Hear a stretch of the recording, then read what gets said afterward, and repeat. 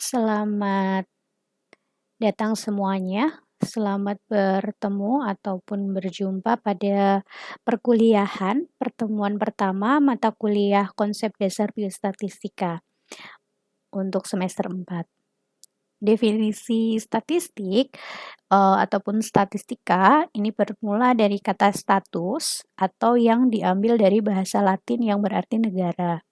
Karena memang untuk ilmu statistik itu berkembang dari ilmu ketika abad sebelum Masehi yang mempelajari ataupun menghitung ataupun merepresentasikan negara dalam bentuk angka. Nah, statistika itu sendiri memiliki banyak pengertian. Ketika kita bicara statistik tanpa huruf A, itu akan berbeda artinya dengan kita berbicara tentang statistika. Ketika kita bicara statistik, ini kita bicara tentang apa yang disebut dengan makna luas dan makna sempit. Ketika bicara makna sempit, ini adalah bicara terkait angka dan kumpulan data. Kemudian ketika bicara arti luas, ini bicara alat analisa data atau alat dalam menarik kesimpulan. Kemudian ketika kita bicara tentang apa itu statistika, berarti kita sudah berbicara tentang serangkaian kegiatan yang meliputi pengumpulan data, pengolahan data, penyajian data, kemudian analisa data, dan juga menyimpulkan data. Atau dalam kalimat ini kita membuat akronim meliputi PULTA, pengumpulan data, LAHTA itu pengolahan data, JITA itu artinya penyajian data, ANALTA itu analisis data, dan SIMTA itu simpulan data. Kemudian, ketika kita bicara serangkaian data, nanti kita juga akan bicara apa itu variabel, kemudian apa itu jenis-jenis variabel dan lain sebagainya. Oke, dalam Undang-Undang Republik Indonesia sendiri, statistik itu juga sudah ada definisinya atau didefinisikan dalam undang-undang yang meliputi metode atau alat bantu untuk mengembangkan ilmu pengetahuan yang berupa aktivitas pengumpulan, pengolahan, penyajian, analisa data, dan penarikan kesimpulan. Nah, untuk fungsi statistika sendiri, memang seperti yang sudah saya bicarakan sebelumnya, kalau kita belajar biostatistika ini adalah bicara soal alat. Jadi, biostatistika itu serangkaian alat. Tergantung alatnya sesuai atau tidak, itu yang kemudian nanti akan disebut pas atau tidaknya uji biostatistik atau uji statistik yang digunakan dalam suatu penelitian atau pembuktian hipotesis. Oke, fungsi statistika ini meliputi yang pertama adalah sebagai alat bantu untuk mengumpulkan, mengolah, menganalisa, dan menyimpulkan hasil. Yang paling mudah nih, mungkin saudara sekalian pernah menjadi sasaran sensus penduduk. Nah, itu adalah bagian dari kegiatan statistika, yang mana kegiatannya adalah mengumpulkan melalui sensus, kemudian mengolah data yang dikumpulkan, lalu menganalisa dan menyimpulkan hasilnya. Maka nanti akan diketahui bahwa berapa total penduduk Indonesia berdasarkan jenis kelamin dan lain sebagainya.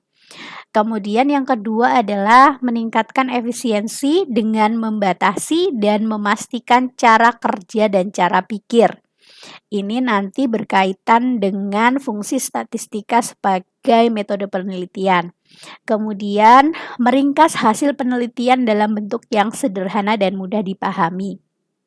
Oke, tadi kembali ke hasil sensus. Kalau hasil sensus kemudian disajikan dalam bentuk daftar, nah kemudian diupload di web pemerintah Indonesia, itu pasti akan sulit untuk dimengerti, sulit untuk dipahami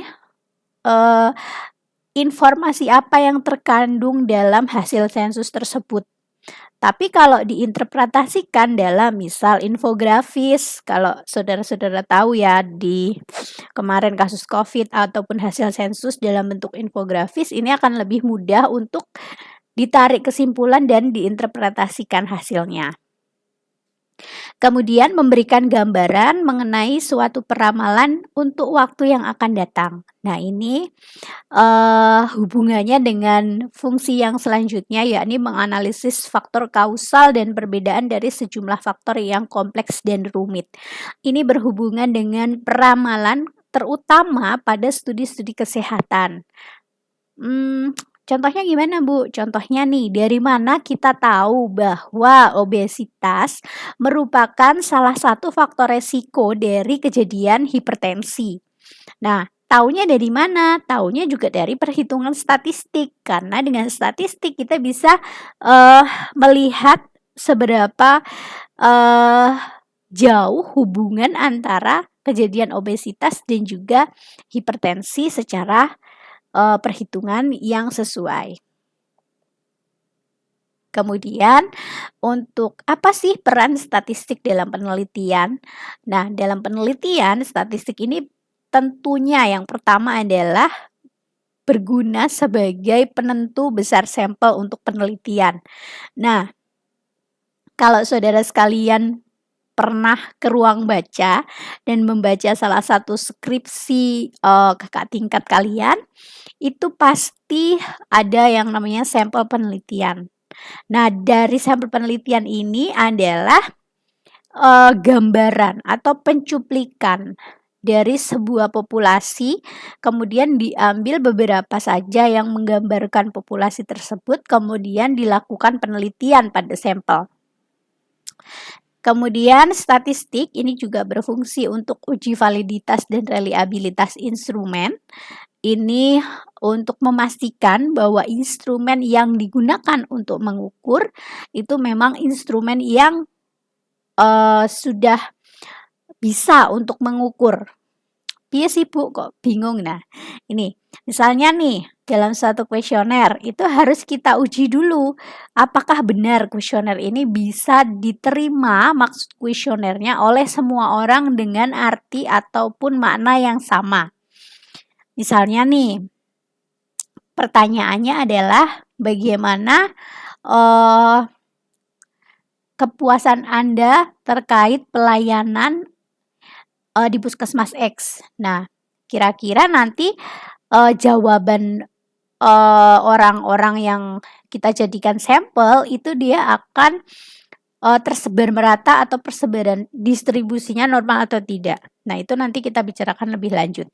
Kemudian teknik penyajian data, tentunya setelah data dikumpulkan, data harus disajikan agar menjadi bermakna dan komunikatif. Kemudian untuk menguji hipotesis, yakni menguji kebenaran suatu kesimpulan dalam permulaan atau awal penelitian. Yang biasanya uji hipotesis ini untuk menguji korelasi atau hubungan, kemudian asosiasi, kemudian komparasi atau perbandingan atau uji beda dan juga uji regresi. Oke, kalau kita bicara biostatistika berarti kita bicara tentang ilmu statistik yang diterapkan dalam ilmu biologi karena depannya sudah jelas biostatistika. Nah, dalam ruang lingkup biostatistik ini meliputi medis, kependudukan, kesehatan lingkungan, kesehatan kerja, kemudian administrasi kesehatan dan juga gizi. Kemudian selanjutnya kalau kita bicara soal kegunaan statistik di bidang kesehatan, ini bisa kita lihat dulu dalam diagram di sebelah, diagram yang ada pada layar. Nah, pada diagram ini bisa dilihat nih kematian per 100.000 penduduk tahun 1900. Penyebab tertingginya adalah pneumonia dan influenza. Kemudian pada tahun 2009, ternyata kematian yang tertinggi diakibatkan oleh heart disease atau penyakit jantung, diikuti dengan cancer. Kalau tahun 1900, pneumonia dan tuberkulosis, tahun 2009 bergeser jadi heart disease dan cancer. Artinya apa? Dari tahun 1900 bergeser ke 2009, ini ada pergeseran dari penyebab kematian itu adalah penyakit menular menjadi penyakit-penyakit yang tidak menular atau penyakit degeneratif. Nah, dari sini bagaimana? Dari sini berarti kebijakan kesehatan yang diambil juga harus berbeda. Kalau tahun 1900 yang disosialisasikan adalah bagaimana PHBS, kalau tahun 2009 berarti dia berubah. Apa yang dikampanyekan? Berarti yang dikampanyekan adalah bagaimana merancang atau membuat menu sehat atau menu gizi seimbang.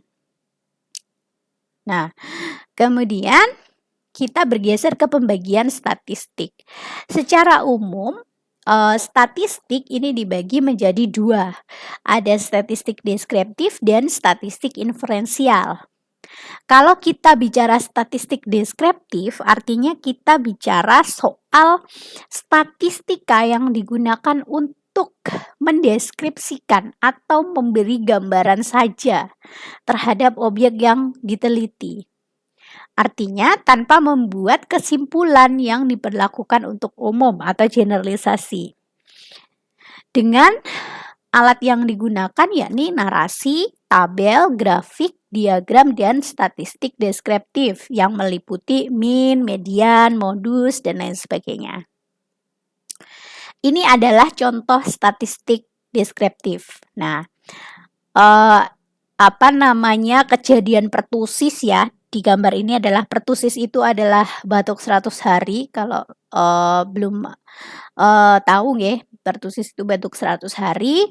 Nah, dari sini kita lihat bahwa ternyata range usia atau kisaran usia yang paling tinggi terserang pertusis adalah usia 7 sampai 10 tahun dengan jumlah sekitar 3.600 kesakitan gitu.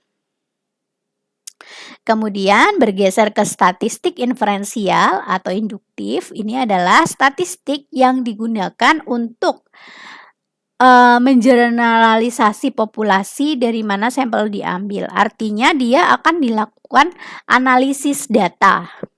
Nah, dalam statistik inferensial atau induktif ini nanti akan ada dua pendekatan, yaitu pendekatan statistik parametrik dan statistik non-parametrik. Kalau bicara statistik parametrik berarti bicara soal data yang skalanya interval dan rasio. Kemudian kalau bicara non-parametrik ini adalah skala nominal dan ordinal yang tidak terdistribusi normal.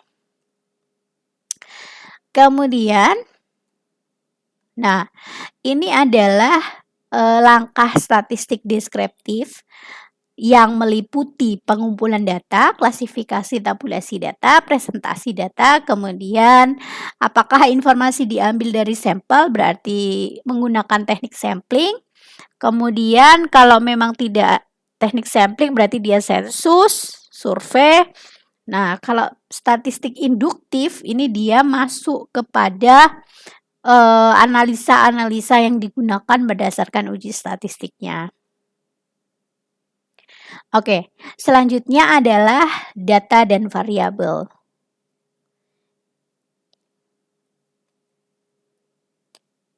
Oke, kita stop dulu.